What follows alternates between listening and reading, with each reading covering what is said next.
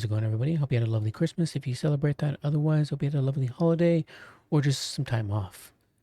But we're back at it. We got Kaiju on the Wood Elves up against Insee's Black on the High Elves, of course. Their all-time favorite. Though they're not running their all-time favorite Lord. Instead, we have a mysterious Tyrion showing up.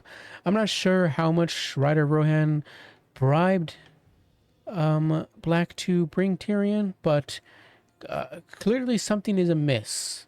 Some foul trickery is afoot because it's a first for me. We have a Spellweaver of Beasts leading the Wood Elf side. They've got Flock of Doom and an Opal Amulet, of course. Wild Heart and Arcane Conduit. She's going to be on her Eagle.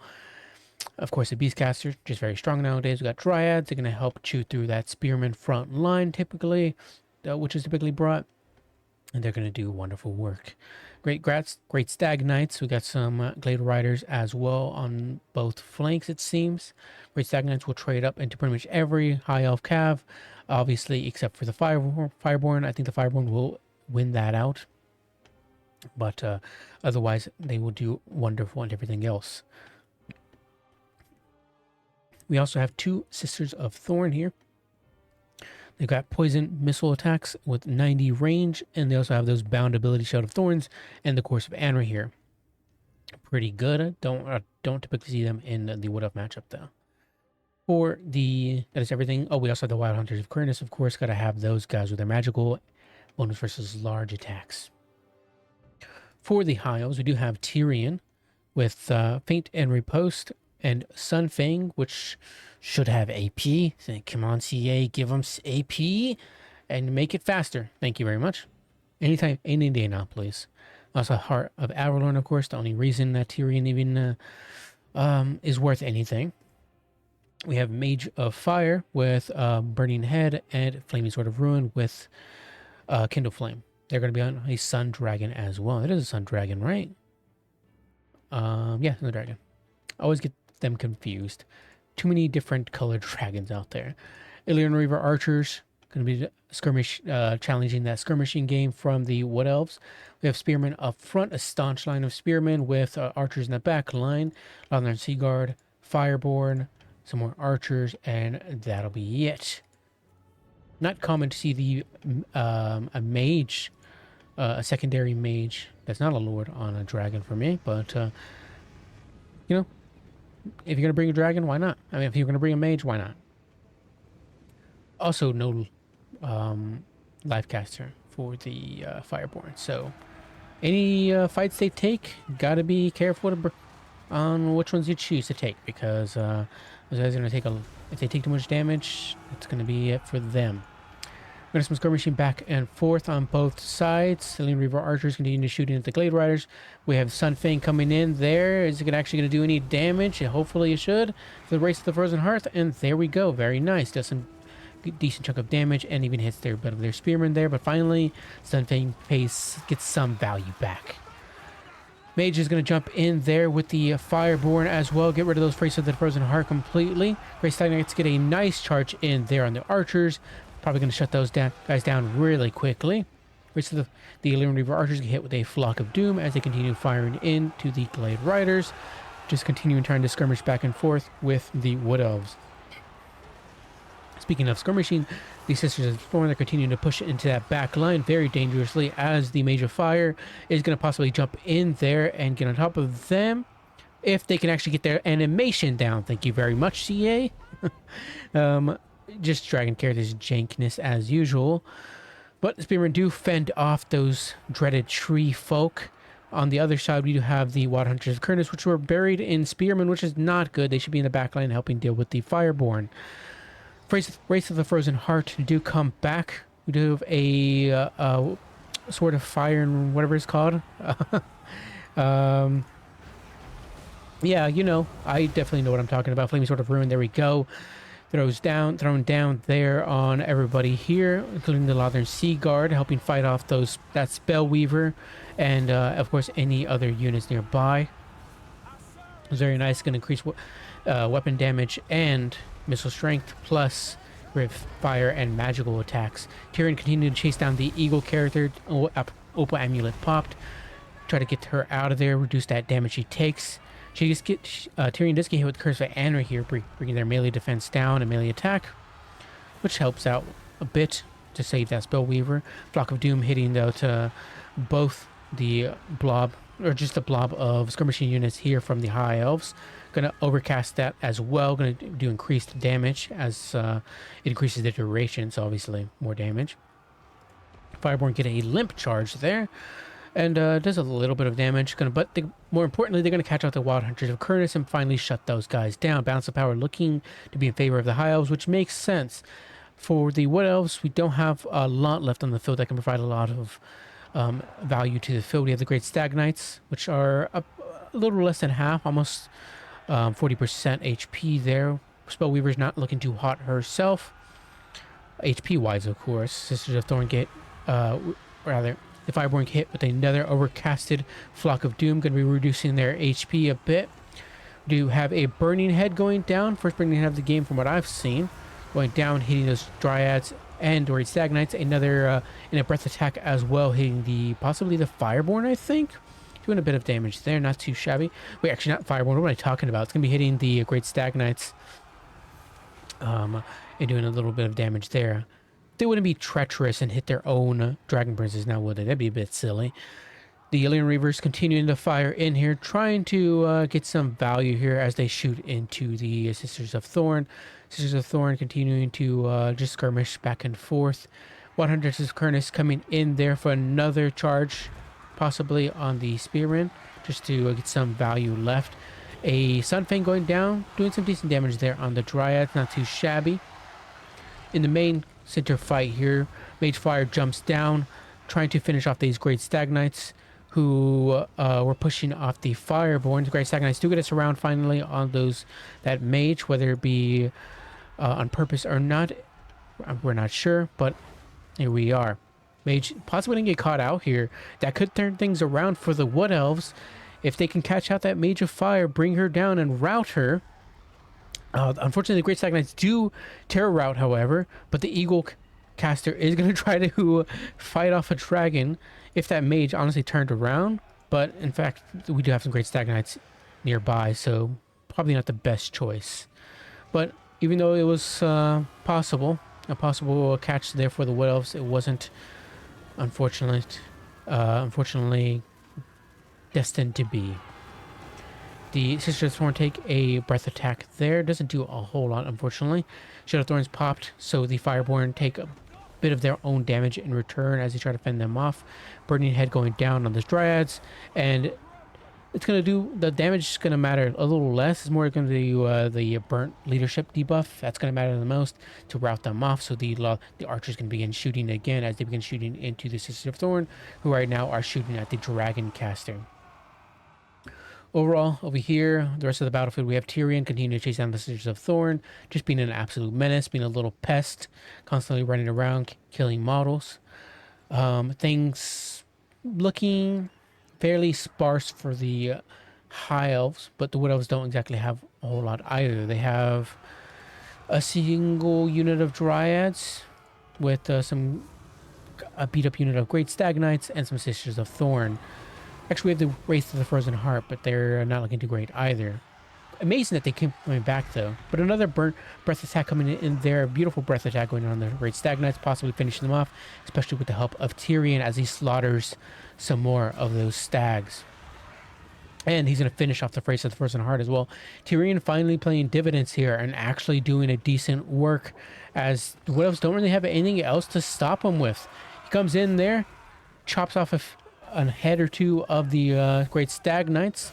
He is getting surrounded, and he's taking a bit of that AP damage from the Great Stagnites, but he does pop Fate in riposte, bringing up his melee stats and giving him that 20% physical resistance, as the Great Stagnites do not have any magical attacks. The Mage finally gets routed off, so now it's only Tyrion to clutch it out for the High Elves. Can he clutch it out for Oath 1 against all of these Great Stagnites? Do have the Opal Amulet popped on them, which is very nice. Going to give them that 20% ward save, help reduce that damage from Tyrion. Do have a Sunfang going down. I'm not sure why the Dryads weren't taken out of that fight. but they all take some damage because of that Something actually paying dividends as well. There we go. Look at that. Rider of Rohan could not be more proud to see Tyrion do what he is intended to do. As he continues to chop away at these elite Wood Elf Cav, he's actually possibly going to clutch this out for Ultron, because what can the freaking Pigeon Caster do here? Do you have a Flock of Doom going down here on Tyrion? Not really going to do a whole lot, honestly, but it is going to chip away at the very least. He does get a charge from that Pigeon Caster. I may have written off the Pigeon Caster a little too early, but Tyrion does get a nice hit on her, and that Pigeon is going to run away scared. We're going to speed things up as Tyrion starts to grind things out, and he does get that health boost, and it's going to turn that balance of power way in the High Elf's favor, because that is what Tyrion does. That's all that little Heart of Avalon buff is for, ability is for, just a big old balance of power weight. Tyrion continuously grind things out, and I do think Tyrion will clutch it out for Ulthuan, for Illyriel, and finally do the High Elves proud. Look at that. Look at what can be done when a man like Black can finally put down Imric, put him to the side, and bring the one and only Tyrion, the heir of Anarion. This is what happens. Tyrion clutches it out. He slaughters Wood Elves like nobody's business. Makes Imric, rather gives Imric a bit of a break, so he doesn't have to do so much heavy lifting. And shows Imric that you don't need a dragon to put that much work in. How did things look value-wise? We got 2,300 here on the Spellweaver. Beautiful work there. Obviously, Flock of Doom just paying off so well. Never, ever are you going to see Flock of Doom not pay off as well. Got 691. Blah, blah, blah. Just the typical Dryad damage values. They did well, just somewhat mulching to the Spearman. I think really the one who kind of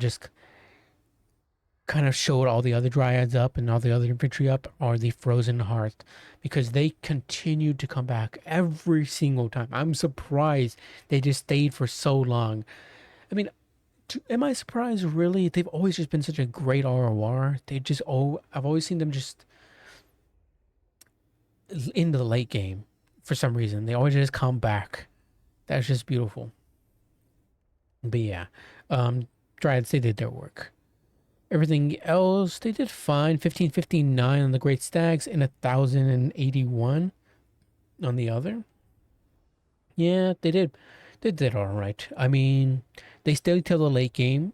They helped deal with the appropriate units like the Fireborn and the Lyran Reavers. They even got to the Archer units. Actually, less the Lyran Reavers and more the Archer units. They got into the Archer back line. They helped deal with the Fireborn and somewhat Tyrion, but in reality not. So yeah, they did fine. But they didn't have the best targets. Like if there were Silver Helms or like 3 Dragon Princes, obviously they would have a lot more value to pick up on. But unfortunately, this was not the build. But they still did solid, of course. 634 on the Wild Hunters. Same with Wild Hunters. They didn't have the most opportune targets. The only opportune target they would have had was the Fireborn and the Dragon Caster. Got to put that bonus for his large somewhere. Sisters of Thorn did good. 956. Well, this one did great. 1661. The other one did fine. 1661. Pretty solid with those poison missile attacks. You got to challenge that skirmishing game against the High Elves, and the Sisters of Thorn are perfect at it. Well, if you're not, rather, you got to take that skirmishing game challenge if you're not going to go with Way Watchers, or rather, excuse me, Way Watchers, Swift Silver Shards. Always get Wood Elf Archer names mixed up. Deepwood Scouts is what I was going for. But, yes, 2065 on my brain just farts there. 2065 on Tyrion. He did fantastic. That's probably one of the best Tyrion games I've actually seen in quite a while, if not ever. Though I'm sure Ryder has some replays that say otherwise. Yeah, he did solid. Sun Fang actually did well. And obviously this is one of the matchups where Sun Fang would do well because there's a lot of lightly armored units, mostly lightly armored units. And if the Wood Elf player doesn't notice to dodge, then obviously it's gonna do solid. But otherwise, yeah, Imric did good. He chopped away at Stag Knights for the longest time, and kind of was just that in piece, that piece at the end of the game where you have to take down, but you have nothing to take them down with. They're just that tanky and kind of difficult to deal with because they're not a they're not a massive target like a dragon, like an Imric. So much harder to deal with them at that late game. I mean, 1654 on the Fire Mage. She did good. I typically don't see secondary mages on dragons unless they're paired together with another dragon character. So I don't have much to say about them. Obviously, the lore choice is one of the best against Wood Elves. So I mean, you got Burning Head, you got Flaming Sword of Ruin, just on the off chance that they bring like the ethereal stagnates. I can't think of what their name is at the moment, but I mean, even then, even if they don't bring them, most Wood Elf units benefit from physical resistance. So that bypasses them, giving them Flaming Sword of Ruin, gives them magical attacks. So obviously great here every time. But yeah, they did solid. Nice breath attacks, at least decent breath attacks. Not the most best of targets there were available for them. And yeah, you need that terror there on that dragon, which is very nice, which Tyrion does not have. We also had the Fireborn 1613. They did good. Again, great Stag Knights, Wild Hunters of Kurnus, and just charging into Dryads. They had plenty of place here, and they did wonderful. Although Sea Guard did okay. 60 here, 380. Yeah, nothing else special there. Actually, Lothner Seaguard did good. 1116. I mean, they have their anti-large spears for combat, and just are really accurate when it comes to ranged units. So they did solid. But yeah, just counter skirmishing against the skirmishing of the Wood Elves and shooting at Cav for the Wood Elves as well. But solid game, really fun seeing Black take somebody besides Emmerich, and also seeing Kaiju on the Wood Elves. I don't see Kaiju on the Wood Elves that often, but when he does play him, it's fun. Thanks to Kaiju for another banger. Catch you guys next time with another one. Bye bye.